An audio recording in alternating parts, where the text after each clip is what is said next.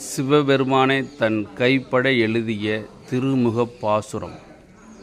திரு ஆலவாய் உடையராகிய சொக்கநாதர் திருவேந்தன் சேரமான் பெருமாளிடம் மதுரையின் இசைப்பாடகர் பாணபத்திரருக்கு வேண்டிய பொருள் தரச் சொன்ன பாடல்.